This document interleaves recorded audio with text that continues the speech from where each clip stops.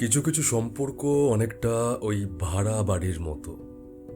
সে তুমি তাকে যতই নিজের মনের মতো করে সাজাও না কেন, নিজের কখনো হয় না।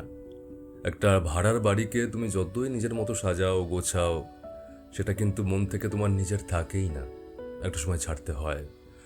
তো কিছু সম্পর্ক ওই রকমই থাকে আমাদের অজান্তেই, ঠিক ভাড়ার বাড়ির মতো। আমরা যতই চেষ্টা করি নিজের সবটা দিই, নিজের মন মতো করে সুন্দর করে যত্নে সাজিয়ে তুলি, গুছিয়ে রাখি, বাট সে কখনো আপনই থাকে না। আর জিনিস দেখবে যে একটা ছোট্ট বাচ্চাকে মানুষ করতে গেলে না, বাবা মা উভয়ের কিছু আলাদা আলাদা দায়িত্ব থাকে। কিছু এমন জিনিস রয়েছে যেগুলো মাই বেস্ট, একটা সন্তানের জন্য ওটা বেস্ট মাই করতে পারবে। কিছু কিছু এমন জিনিস রয়েছে একটা ছোট্ট সন্তানের জন্য বাবাই পারবে বেস্ট করতে। তো বাবা মা দুজনেরই উভয়েরই কিছু নির্দিষ্ট দায়িত্ব কর্তব্য থাকে। তো একটা সন্তানের সুন্দর পারভারিশের জন্য বাবা মা দুজনকে সমানভাবে রেসপন্সিবল হতে হয়, তবেই গিয়ে একটা সন্তান সুন্দর পারিবারিক শিক্ষা, সুন্দর পারভারিশ, সুন্দর চরিত্র গঠন, সুন্দর মানসিকতা সব কিছুর সাথে বড় হয়ে ওঠে। কিন্তু যদি এমনটা হয় যে মা রেসপন্সিবল, বাবা কেয়ারলেস, একটা সন্তানের জন্য, তার ভবিষ্যতের জন্য, তার শিক্ষার জন্য মা সারাক্ষণ ভেবে যাচ্ছে, চিন্তা করে যাচ্ছে, বাবা এমন লাইফস্টাইল লিড করছে যে সে এখনো ব্যাচেলার, তার কোনো মাথায় হেডেকই নেই যে আমার একটা সন্তান আছে, আমার কিছু দায়িত্ব আছে। তো সেক্ষেত্রে কী হবে? সন্তানের পারভারিশের ওপর, সন্তানের কেয়ারের ওপর প্রভাব পড়বে, সন্তানের চরিত্র গঠনের ওপর প্রভাব পড়বে। সে যে জিনিসগুলো দেখে বড় হচ্ছে সে ইনফ্লুয়েন্স হবে, তার চরিত্র গঠনে এফেক্ট পড়বে। তো এবার আসি একটা সম্পর্কে ঠিক যেমন সন্তানের এই উদাহরণ দিলাম, ঠিক একটা সম্পর্কেও বাবা মায়ের মতো দুটো মানুষ রয়েছে দুপ্রান্তে, আর মাঝখানে কি সম্পর্ক। ওই উদাহরণে যেমন মাঝখানে একটা সন্তান ছিল, এখানে মাঝখানে রয়েছে সম্পর্ক। আরও ইজি করে দিই, আমরা কোনো মানুষকে ভালোবেসে খুব সহজেই তো সম্পর্কে চলে যাই, কিন্তু চলে যাওয়ার পর সেই সম্পর্কের দায়িত্বটা কিন্তু অধিকাংশ মানুষ পালন করতে পারে না। আমরা এটা বুঝি না যে একটা সম্পর্ক মানে একটা রেসপন্সিবিলিটি। কোনো মানুষকে ভালো লাগছে, একটা অ্যাট্রাকশন আসছে, তাকে বয়ফ্রেন্ড বা গার্লফ্রেন্ড করতে চাইছি, কিছুদিন তার পেছনে এফার্টস দিলাম, পটে গেল বা ইমপ্রেস হয়ে গেল, হ্যাঁ করে দিল, তুই আমার বয়ফ্রেন্ড আমি তোর গার্লফ্রেন্ড, চলো। কিন্তু এটার বাইরে গিয়ে যে সম্পর্কটা একটা দায়িত্ব, সেটা মানুষে বোঝে না। আর এর ফলে কি হয়, যখন কোনো সম্পর্কে বা দুটো মানুষ জড়ানোর পর সে এতটা আত্মকেন্দ্রিক থাকে না, যে আমার খারাপ লাগা, আমার স্যাটিসফ্যাকশন, আমার এক্সপেকটেশন, এগুলো যদি ঠিকঠাক না পূরণ হয়, তো সেই ক্ষেত্রে সম্পর্ক বলে কিছু একটা জিনিসের উপর যে তার দায়িত্ব আছে সেটা তার মাথায় থাকে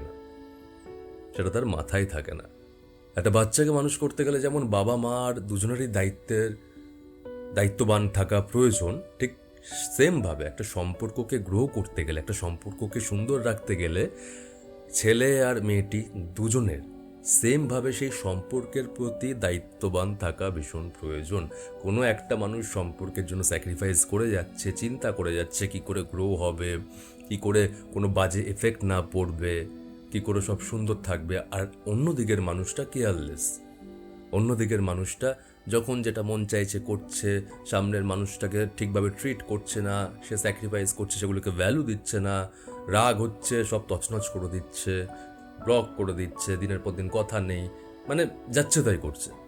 তো সেক্ষেত্রে বাবা মার ক্ষেত্রে যেমন একজন এরকম যদি থাকে তাহলে সন্তানের পারভারিশে যেমন এফেক্ট পড়ে, ঠিক সম্পর্কের ক্ষেত্রেও দুটো মানুষের মধ্যে যদি একটা মানুষ এতটা কেয়ারলেস থাকে যে তার নিজের সেলফ স্যাটিসফ্যাকশন না হওয়াতে, তার কিছু খারাপ লেগেছে, আমার হার্ট হওয়া, আমার খারাপ লাগা, আমার মন মতো তুমি এটা করোনি, তুমি যেটা করেছো আমার অপছন্দের কাজ, আমার এক্সপেকটেশন, এই সব থেকে তার যে রাগ, তার যে ক্ষোভ, এইসবের কারণে সে সম্পর্কটাকে এমনভাবে ট্রিট করছে, সেক্ষেত্রে দাঁড়িয়ে কিন্তু অপর দিকের মানুষটা যতই রেসপন্সিবল হোক, যতই চেষ্টা করুক, সেই সম্পর্কের ওপর এফেক্ট পড়বেই।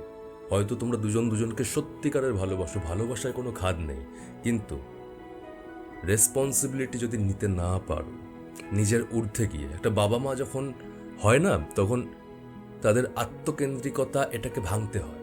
যখন কেউ বাবা মা হচ্ছে তখন তার আত্মকেন্দ্রিক যে ব্যাপারটা তাকে ভাঙতে হয়। সন্তানের জন্য হাজার কিছু স্যাক্রিফাইস করতে হয়, সন্তানের জন্য নিজের অনেক কিছু টাইম মতো না হয়, নিজের পছন্দ মতো না হয়, যে না আমার সন্তানটা আগে, তার হেলথটা আগে, তার খেয়াল রাখাটা আগে। তো যতক্ষণ না লাইফে এই আত্মকেন্দ্রিকতার বাঁধটা ভাঙতে পারবে কোনো সম্পর্কে যাওয়ার পরে, ততদিন কিন্তু তোমরা কোনো সম্পর্কের ওপর দায়িত্ববান হতে পারবে না। একটা জিনিস বলছি যে সেলফ রেসপেক্ট আলাদা ব্যাপার আর সেলফ অবসেশন আলাদা ব্যাপার। তো কোনো সম্পর্কে যখন যাচ্ছ, একটা বাবা মায়ের মতো তোমার সম্পর্কের প্রতি তোমাকে দায়িত্ববান হতে হবে। যখন দেখছো কোনো ঝগড়া হচ্ছে, প্রবলেম হচ্ছে, আমরা আমাদের ইগোতে ব্যস্ত, দুজন দুদিকে মুখ ঘুরিয়ে, ওরও ইগো, তোর থেকে আমি কম নাকি, আমার থেকে তুই কম নাকি, মানে কম্পিটিশন চলে। আমি আগে কল করব না, বা আগে যখন ঝগড়া হয়েছিল তখন আমি আগে মানিয়েছিলাম, এবার আমি কেন আগে মানাবো, ওর এটা দোষ, আমি কেন আগে কথা বলবো। তো এই করতেই আমরা ব্যস্ত। জাস্ট ভাবো, বাবা মার মধ্যে ঝগড়া হয়েছে, সন্তান না খেয়ে শুয়ে রয়েছে, এবার বাবা মার ইগো এমন চলছে যে বউ বলছে যে সন্তানকে মানুষ করা কি আমার দায়িত্ব, মা বলছে এটা আমি খাওয়াতে পারবো না, বাবা বলছে তুমি খাওয়াবা না মানে তোমার কাজ, আমি পারবো না। তো বাবা মা ধরো এইভাবে ইগো নিয়ে বসে থাকলো, সন্তান না খেয়ে কান্না করছে। তো এইরকম ইরেসপন্সিবল বাবা মার সাথে কোনো সন্তান কি মানুষ হতে পারবে? এরা কি পারবে কোনো সন্তানকে মানুষ করতে? প্রায়োরিটি কোনটা আগে দিতে হবে? রাগ, ইগো, কোনটা কার রেসপন্সিবিলিটি, কোনটা কার দায়িত্ব, নাকি সন্তানটা আগে? ঠিক সেরকম নিজের রাগ, ইগোর আগে যদি মানুষটার সাথে সত্যিকারের তুমি থাকতে চাও, সম্পর্কটা যদি ইম্পর্টেন্ট থেকে থাকে, সম্পর্ককে সবসময় নিজের সন্তানের মতো ট্রিট করো। যে আমি ইগো নিয়ে বসে আছি, ও ইগো নিয়ে বসে আছে, মাঝখানে নিষ্পাপ জিনিস কোনটা? আমাদের সম্পর্ক একটা বাচ্চার মতো। তো তার হয়ে কে ভাববে? দুজনেই তো নিজেরটা ভাবছি।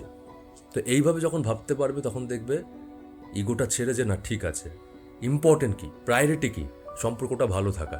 তো ইগোটা ছেড়ে এগোতে পারবে যে ঠিক আছে, কে আগে কে পরে, এইসব কিসের ক্যালকুলেশন, মানুষটা তো আমারই, চেষ্টা করি, যাই একটা পা বাড়াই। তো এইটুকুনি মানে বলতে চাই তোমাদের, যে সম্পর্কে যেতে গেলে যদি এই থটটা রাখতে পারো, তোমাদের সম্পর্ক তোমাদের দুজনের ভালোবাসার একটা অংশ, একটা সন্তানের মতো। তো যখন খারাপ কিছু হচ্ছে, বাজে কিছু হচ্ছে, তুমি দেখছো যে সামনের মানুষটা রাগ করে রয়েছে, আমিও যদি এইভাবে চলি তাহলে সন্তানের কি হবে, সম্পর্কটার কি হবে? এটা তো খারাপের দিকে যাচ্ছে।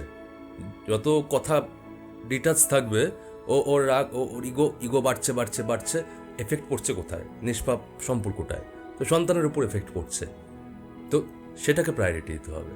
তাই কে আগে কে পরে, কার ভুল কার ঠিক, আলোচনা করি, ডিটাচ না থাকি, কথা বলি, চেষ্টা করি। জাস্ট বাবা মার সাথে কম্পেয়ার করো।